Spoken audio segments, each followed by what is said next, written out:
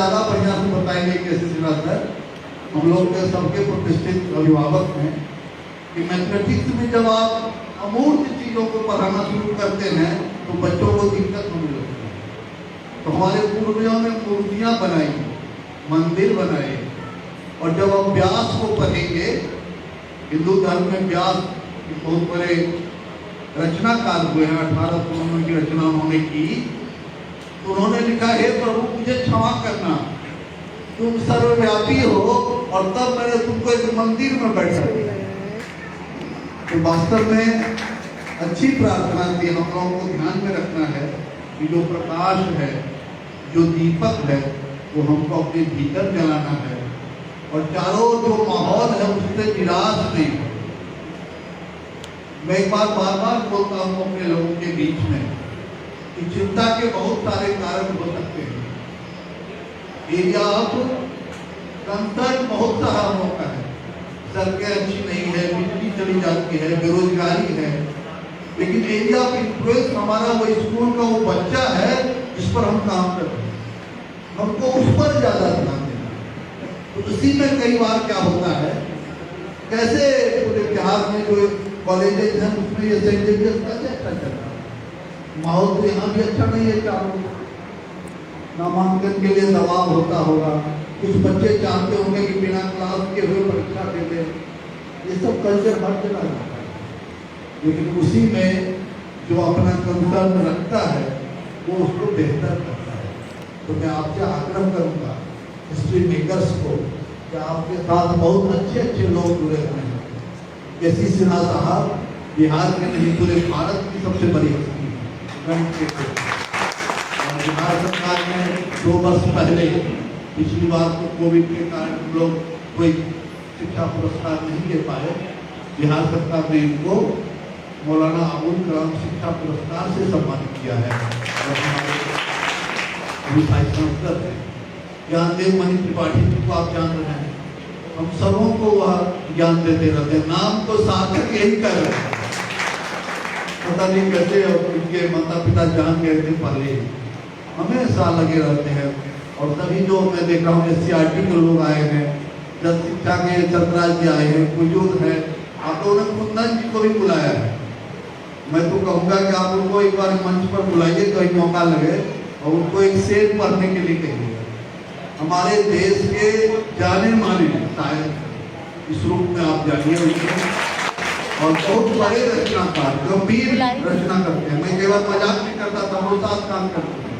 थोड़ा आप लोगों को बता रहा हूँ मैं, तो मैं पहुँचता था ऑफिस 10 बजे, ये 9:30 में पहुँचते थे प्राय। और हमारे एक और सहकर्मी थे नित्यानंद, वो भी 9:30 में पहुँचते थे। तो रात में यदि इनको कोई कविता आई रहती थी तो उसको ही सुना करके रहते, और फिर लंच के टाइम में हम लोग को भी सुनाते थे। तो नित्यानंद ने कहा कि सर मेरा एक अनुरोध है, क्या एक ही बार कविता सुनावे, 2 बार नहीं चलेगा। क्यों नहीं चलेगा 2 बार? तो कविता बहुत कठिन होती है, मुझे कुछ अर्थ पता नहीं रहता है, मैं 9:30 से ही परेशान हो जाता हूँ इसका अर्थ क्या हो। तो अब इन्होंने एक नई बात की है कि कविता जो लिखते हैं तो उसके नीचे जो कठिन शब्द है उसका अर्थ भी देने लगे हैं। तो कुंदन जी को भी मैं यहाँ देखा, बहुत अच्छा लगता है। लेकिन मित्रों, होता क्या है, इस तरह के आंदोलन की शुरुआत बार बार होती रही है इस बिहार में, लेकिन आगे चल नहीं पाती। वो आपको सोचना है, कुछ लोगों को पूरा बलिदान करना पड़ेगा। मंच की जरूरत उनको नहीं है, पीछे बैठे रहे, नाम की जरूरत उनको नहीं है, बिना नाम के रहेंगे। ऐसे 10-20 लोग जब होंगे इस ग्रुप में, तब ग्रुप मजबूत होगा। नहीं तो होता क्या है, जो शिक्षक संगठन, छात्र संगठन हम लोगों का बनता है, शुरुआत में बहुत अच्छे उद्देश्य के लिए बनता है, लेकिन बाद में जाकर के आपस में ही छोटी छोटी बातों के लिए। आज आपको हिंदुस्तान अखबार में ही मौका मिले तो देखिएगा, सर उसमें संयुक्त अरब अमीरात की एक कहानी है। मैं उस कहानी से सुबह से मैं परेशान हूँ, इसलिए आपसे शेयर कर रहा हूँ। संयुक्त अरब अमीरात में जो तेल के बड़े बड़े लोग होते थे, वही वहाँ के राजा होते थे एक तरह। तो उनके यहाँ परंपरा क्या थी कि जो सबसे बड़ा राजा है उसको चुपके से उसका भाई गोली मार देता था, खत्म कर देता, और वह राजा बन जाता। तो अभी जो वहां पर मुख्य व्यक्ति हैं शासक में, उनके पिता भी राजा थे, उसका भाई उनको बुलाया खाने पर, वो खाना खा रहा था, पीछे से 6 गोलियां दागे और मर गई। अब वो औरत 4 बेटे और 1 बेटियों के साथ देश छोड़ दिया और अपने बच्चों को रोते हुए इकट्ठा किया और कहा कि शपथ खाओ, तुम लोग लड़ोगे नहीं, मरोगे नहीं, विवाद होगा तो अलग हो जाओगे, लेकिन लड़ोगे मरोगे नहीं। और शपथ दिलाया अपने बच्चों को। वे बच्चे बड़े हो गए, उस देश में संस्कृति कायम की। अमीरात पहले अलग अलग होता था, उसने संयुक्त किया कि हम लड़ेंगे नहीं, मरेंगे नहीं, मिलकर क्या करेंगे। एक मां ने एक सपना किया, उसे एक देश खड़ा। मित्रों, मैं आपसे आग्रह करूंगा, ये शुरुआत तो अच्छा लग रहा है, इतना शानदार जगह पर आप कार्यक्रम कर रहे हैं, यह स्थान भी प्रेरणादायक है, आप भी प्रेरणादायक हैं। और आपने कैसे सिखा ज्ञानदेव जी और फादर इतने बड़े लोगों को इकट्ठा किया है, ये सभी प्रेरणादायक हैं। लेकिन मैं आपसे आग्रह करूंगा, इस मशाल को जलाए रखना कठिन है, उस चुनौती को अपना। मैं जिलों में काम किया हूँ, जो पढ़ाने वाला टीचर होता है, पहले दिन से उसको लोग बहुत पसंद नहीं करते। अब ये टीचर मुझसे मिले थे, वो उत्तराखंड के हैं, बहुत शानदार, हर तरह से अच्छे। उन्होंने कहा कि मुझे एक प्रोजेक्टर की जरूरत है, प्रिंसिपल से एक प्रोजेक्टर दे दिए तो मैं उस पर बढ़िया बढ़िया स्लाइड बना करके टीचर को पढ़ाऊंगा। प्रिंसिपल ने डांटा, ये क्या नया धंधा शुरू कर रहे हैं, आप अच्छा पढ़ाएंगे तो डायरेक्टर साहब को खबर हो जाएगी, बार बार यहाँ आएंगे, लोग यहाँ आएगा, सारी समस्या मेरी बन जाएगी। बंद कीजिए सब धंधा, आपको और छुट्टी चाहिए सवेरे घर जाइए, ये तो मत करिए, ये 4 दिन पहले ही कर। तो माहौल ऐसा है, आप कुछ पॉजिटिव भी करना चाहेंगे तो लोग करते, कुछ नहीं कीजिए तो सबसे बड़ा बढ़िया, अब कुछ कीजिए तो कहेगा अरे ये तो आजकल यूट्यूब पर भाषण कर रहे हैं। तो मतलब मुश्किल है, जो समाज में कोई कुछ करना चाहता है, प्रशासनिक संबंध के लोग भी उसको दुत्कारते हैं, उसको सम्मान नहीं देते हैं, अपने मित्र भी नहीं देते हैं, और सबसे लड़ाई तो घर में होती है। और उससे भी लड़ाई लोगों ने कहा कि सबसे बड़ा युद्ध तो हमारे आपके भीतर होता है, हम लोग भी सोचते हैं कि काम करें कि नहीं करें। तो मैं इसलिए इशारा कर रहा हूँ कि मैं 32 वर्षों से इस तरह के कई आंदोलनों को देखा है। तो मैं आपसे आग्रह करूँगा कि इसको मजबूती दीजिए, और मजबूती तब मिलेगी जब हर कोई कहे कि मैं अपना त्याग तपस्या करने के लिए तैयार हूँ, और तब यह आंदोलन आगे बढ़ेगा। मेरी कुछ छोटी छोटी और छोटे छोटे सुझाव हैं। एक तो हमको इसका लोगो बहुत पसंद, कैची नहीं लग रहा।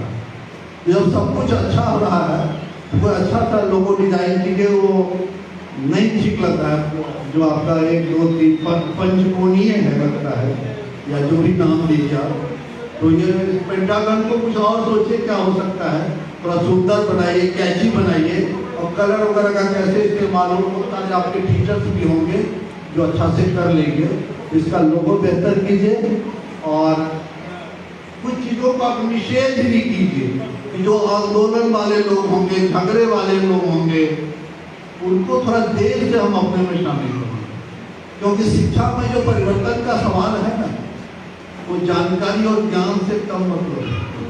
वास्तव में व्यवहार में जब परिवर्तन होता है तब शिक्षा में बदलाव होता है। मैं तो यही समझूँ, और व्यवहार हमको आपको भी बदलना पड़ेगा, हमको भी गुस्सा कम करना पड़ेगा, हमको भी विरोधी विचार को आदत देना पड़ेगा, और वो अपने घर में भी करना पड़ेगा, स्कूल में भी करना पड़ेगा, बाहर भी करना पड़ेगा। तो ऐसे चीज़ों को आप आगे बढ़ाइए। मेरे लिए बहुत कुछ बोलने को नहीं है, मैं तो आपसे सीखता रहता हूँ। और अभी राधा कृष्णन को मैं पढ़ रहा था, राधा कृष्ण ने एक बड़ी बात बताई, कहा कि अच्छा शिक्षक कौन है। तो हम लोगों को पता है कि अच्छा शिक्षक वो है जो हमेशा पढ़ता रहता है, सर भी बोल रहे। उन्होंने एक और बात जोड़ी कि अच्छा शिक्षक हमेशा पढ़ता तो रहता है, किताबों से तो सीखता है, वह बच्चों से भी सीखता है। और वो बच्चों से सीखने के लिए मैं आपसे सीखने के लिए मैं आया हूँ कि आप इतने दूर दूर से, कोई सहरसा से, कोई पूर्णिया से, कोई किशनगंज से, कोई खरवट पश्चिम चंपारण से आप आए हैं, कब चले होंगे, लेकिन कोई थकान नहीं आपके चेहरे पर, मुस्कुराहट है, क्योंकि आप एक नया इतिहास रखने वाले हैं। मैं आपको नमस्कार करता हूँ और इस तरह की बातें आगे बढ़ती जाए। मेरी जब भी सहायता होगी मैं आपके साथ रहूँगा और मुझे खुशी भी होगी। मैं सभी अपने सम्मानीय जो हमारे विशिष्ट पुरुष हैं, के सी सिन्हा साहब, प्राचार्य महोदय, ज्ञानदेव जी, हमारे सिटी सहरसा के भी प्राचार्य आए हैं, हुजूर जी, गवर्नमेंट सोसाइटी के हमारे प्राध्यापक बंधु आए हैं, और भी कितने अधिकांश लोग मेरे परिचित हैं, कुंदन जी, गुरु जी, मैडम अर्चना जी, आभा जी, सबों को मैं नमस्कार करता हूँ और आप सबों को बहुत बहुत शुभकामनाएं देता हूँ। धन्यवाद।